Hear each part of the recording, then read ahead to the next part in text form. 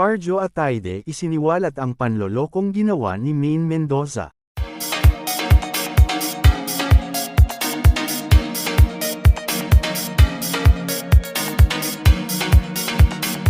Walang kumpirmadong ulat na nagsasabing isiniwalat ni Arjo Ataide ang umano'y panloloko ni Maine Mendoza. Sa kasalukuyan, nananatiling walang opisyal na pahayag mula sa kampo ng dalawang personalidad tungkol sa ganitong alegasyon.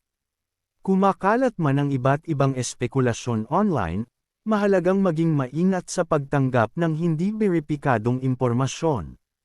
Ayon sa mga naunang ulat, ang kanilang paghihiwalay ay iniugnay lamang sa personal na dahilan at abalang schedule. Wala ring ebidensyang inilabas na magpapatunay sa isyu ng panloloko. Maraming tagahanga ang patuloy na umaasa na manatiling maayos ang ugnayan ng dalawa sa kabila ng mga balita. Hinihikayat din ang publiko na igalang ang kanilang pribadong buhay. Sa panahon ng mabilis na pagkalat ng balita sa social media, madaling mabuo ang maling interpretasyon.